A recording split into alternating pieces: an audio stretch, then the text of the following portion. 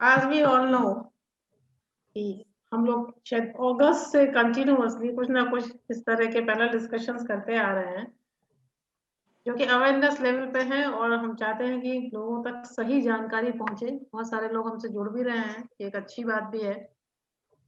इसी श्रृंखला में अभी हम लोगों ने स्टार्ट किया है, वो है कार्डियक हेल्थ के बारे में। आपके दिल की बात जानिए विशेषज्ञों से। It's a cardiac health month और it can be extended from 1 month to 2 months. तो कोशिश करेंगे कि सारे एक्सपर्ट्स के साथ में बहुत सारी जानकारियां इकट्ठा करें और लोगों तक पहुंचाएं, एक सही दिशा में मार्गदर्शन हो। क्योंकि जितने दिक्कतें स्वास्थ्य की समस्याओं को समझने में है, उतनी बड़ी दिक्कत यह है कि सही जानकारी नहीं है, मिथ है।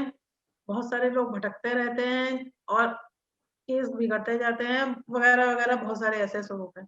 तो डॉक्सनी आर्मी और जेनस इनिशिएटिव की तरफ से ये एक इनिशिएशन है कि हम इस तरह के कुछ छोटे छोटे पैनल डिस्कशंस करें, जहाँ तक कि सारे विशेषज्ञों के साथ में लोगों को जोड़ें, कुछ उनकी क्वेरीज हों, कुछ हमारी बातें हों, और सब एक अच्छे प्लेटफॉर्म पे पॉजिटिवली प्रसारित की जाए। और आज का टॉपिक तो वैसे भी बहुत सेंसिटिव है, क्योंकि हम छोटे छोटे नन्हे नन्हे मुन्ने बच्चों की बारे में बात करने जा रहे हैं, वो भी उनकी धड़कनों के बारे में। सबसे पहले अपने पैनलिस्ट से आप सबको इंट्रोड्यूस कर देते हैं। हालांकि इन सबका परिचय देना आसान बात नहीं है, क्योंकि बड़े बड़े एक्सपीरियंस्ड क्वालिफाइड लोग आज हमारे पैनल में हैं, और ये एक हर्ष का विषय भी है और सम्मान का विषय भी है। तो आइए मिलते हैं डॉक्टर रवि अग्रवाल से, MSMCH FIACS, senior consultant institute of cardiovascular diseases की Madras medical mission Chennai.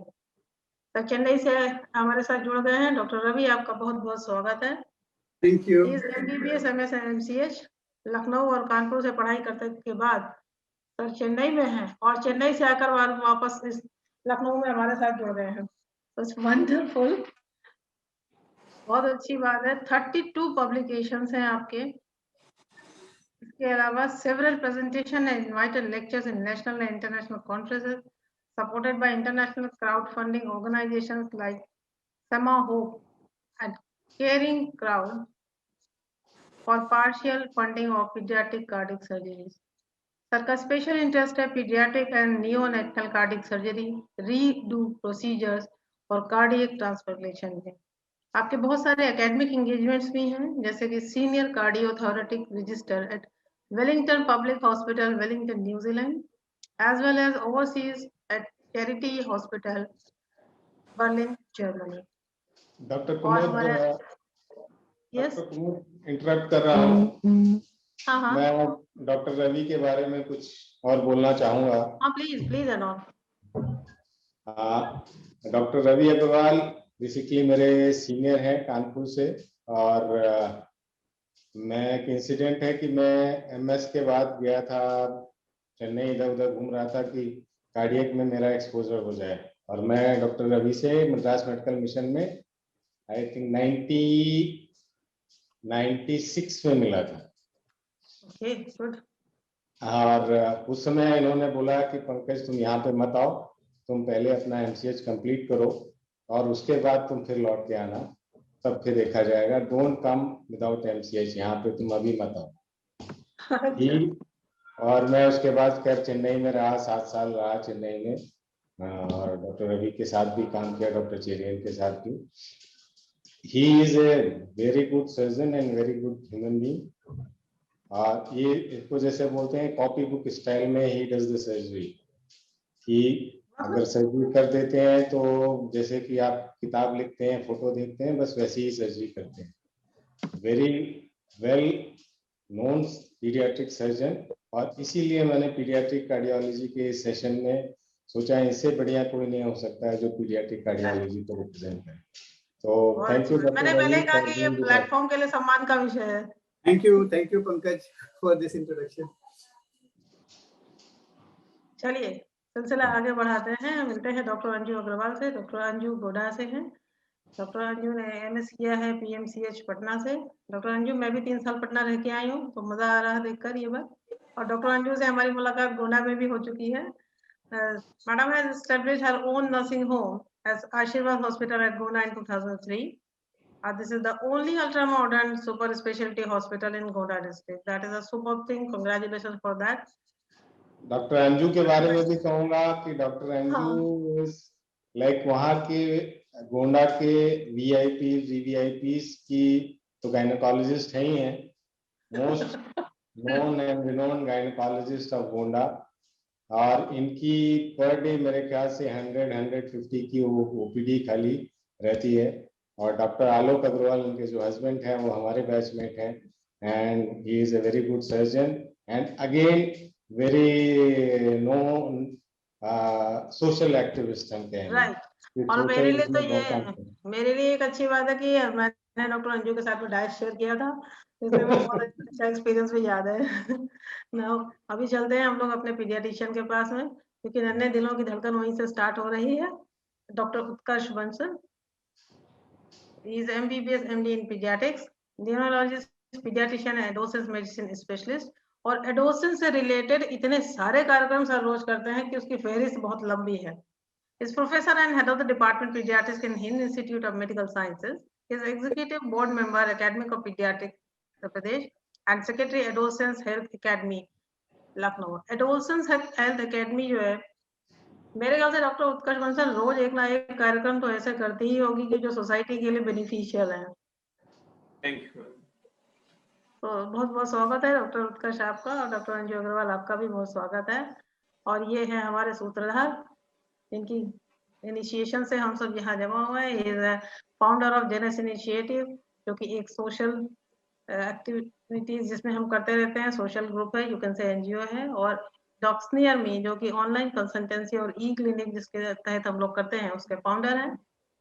He is working as medical director and senior consultant cardiac surgery at Divine Heart and Multi-Specialty Hospital, Lucknow. He started Docs Near Me with a mission that patients would get specialist medical consultation at their doorstep at a low cost. और इसीलिए हमारा focus है non metro cities. हम वहां तक पहुंचना चाहते हैं जहां पर लोगों के पास में बहुत सही जानकारी नहीं है, या फिर उनके पास में उतने एक्सपर्ट्स नहीं अवेलेबल हैं। Dr. Pankaj is also the founder of and president of Genes Initiative, a social organization which is working for providing healthcare in rural and inaccessible areas of India. We conduct health checkup programs in schools. Presently, we are doing e-clinic, क्योंकि हम जाकर physically इस तरह के health checkup programmes नहीं कर सकते हैं। और इस जेनेस इनिशिएटिव फाउंडेशन के तहत बहुत सारे लंबे चौड़े कार्यक्रम भी कर रहे हैं। डॉक्टर पंकज, एक पूरा वेबिनार तो इसी पे हो सकता है कि जेनेस इनिशिएटिव कितने काम कर रहा है। Dr. Pankaj has conducted various health awareness programs and free camps for poor patients. That's why he has received a Servant of the Poor award from Confederation of NGO of Rural India. Most welcome. आप अभी भी अपना hospital का काम किसी तरह निपटा के शामिल हो गए हैं, that is very good thing. तो अभी इस पैनल के साथ को दिस इज मी। हाँ, ये एक अच्छी बात है। मैं अपने बारे में ये कहूंगी कि I am very much privileged कि आप सब लोगों से बारी बारी से कोई ना कोई कांटेक्ट होता है, और छोटी छोटी जानकारियां मैं भी अपनी झोली में डालती जा रही हूँ। अब उनको दोबारा कब पढ़ पाएंगे ये एक अलग बात है, but I am very happy कि मुझे इतने सारे लोगों के साथ में मिलकर बात करने के लिए कुछ कुछ सीखने का मौका मिलता है। आज की परिचर्चा जी डॉक्टर कुमुद के लिए फिर से कहूंगा कि doctor Kumud, I think she is an asset for Docs Near Me and Genes Initiative, being a counselor and psychologist. But इसके साथ साथ हम लोगों को ये जितने भी हम लोगों ने अवेयरनेस प्रोग्राम्स कंडक्ट किए हैं, specially during corona period, I think वो सबकी कोऑर्डिनेशन और सबसे बात करना, ये सब डॉक्टर कुमुद के थ्रू ही हो पाया है। तो I think a big thanks to Dr. Kumud for being with us and coordinating all the activities. Not at all that, Dr. Pankaj, क्योंकि मेरा काम क्या है, जहाँ जहाँ साइकोलॉजी है वहाँ वहाँ मैं जाती हूँ, तो वो तो सबके बीच है, तो मुझे वो करना ही करना है, ऐसा कुछ नहीं है। But this is a fact कि एक बहुत अच्छा बड़ा एक लर्निंग प्लेटफॉर्म तैयार हो चुका है, that is a very great thing. और आज का विषय, हाँ, बहुत अच्छा है। आज का विषय सेंसिटिव भी लगता है, इमोशनल भी लगता है। बीइंग मदर तो और इमोशनल हो जाता है। तो अब हम लोग परिचर्चा को आरंभ करते हैं और कोशिश करेंगे बहुत सारे पहलुओं तक छू जाए। मासूमियत से हंसी दिल को खुश कर जाती है, बच्चों की खिलखिलाहट हर गम को भुला जाती है। दर्द कितना भी हो इस जहां में, बच्चों की मुस्कान हर जख्म मिटा जाती है। बच्चों की मुस्कान हर जख्म मिटा जाती है। और शायद ये सब लोग इससे एग्री करेंगे कि ये एक अटल सत्यता है। लेकिन जितने उनकी मुस्कान चारों तरफ खुशियां बिखेरती हैं, उतनी ही तकलीफदेह होती है उनकी किसी भी बीमारी के बारे में जानना, सुनना और सोचना। इस टॉपिक के बारे में जब मैंने कुछ पढ़ने की कोशिश करी तो मैं पढ़ नहीं पा रही थी, क्योंकि इतना ज्यादा सेंसिटिव फील कर रही थी कि हम लोग वैसे भी देखिए, हमारे लिए बीमारी अपने आप में बहुत बड़ा इश्यू होती है। बीमारी, अस्पताल, दवाइयाँ, सर्जरी, फिर वो भी हार्ट डिजीजेस, आदि तो समझ ही नहीं आती क्या क्या है, और सब डरावनी लगती हैं, सबसे तकलीफ महसूस होती है। और ये तो नन्हे बच्चों की बात है, तो इसलिए और ज्यादा बेचैनी हो जाती है कि कितने नन्हे बच्चे के साथ में कितनी बीमारियां, कितने टेस्ट, कितनी दवाइयां। इसी यात्रा को आज कवर करेंगे। So I would like to start with doctor Anju Agarwal, क्योंकि मैम आप तो उस बच्चे के उस दिल को तभी पढ़ लेती हैं जब बहुत सारे लोग उसको नहीं जान पाते हैं। आई मीन कि जब वो बच्चा पेट में होता है तभी आपको दिखने लगता है कि उसमें कौन कौन सी चीजें हैं। जितना मुझे मालूम है शायद तीसरे हफ्ते में ही बच्चे के दिल का निर्माण हो जाता है ड्यूरिंग प्रेगनेंसी। और तो आप मुझे बताइए कि कब आप ये जान पाते हैं कि बच्चे के दिल में किसी भी तरह की कोई एबनॉर्मलिटी डेवलप हो गई है, मतलब at the what time? Exact period is, ma'am, between 4 to 5 months. That is 18 weeks to 22 weeks. Generally बच्चे में कोई भी हार्ट प्रॉब्लम होगी, मेजर हार्ट प्रॉब्लम, वो डिटेक्ट हो जाती है mainly by fetal echo. Generally routine ultrasound से हम लोग को कोई abnormality, we can see any abnormality in the heart during routine USG, which is done during 4th or 5th month. So if there is any doubt about the heart problem या any development of the heart, हम लोग उसमें fetal eco advice करते हैं, उससे foetus की heart की बीमारी कंफर्म हो जाती है 18 to 22 weeks of the pregnancy, that is around 5 months. Okay. और फिर बर्थ के टाइम पे और चीजें और क्लियर हो जाती होंगी जी स्पेस?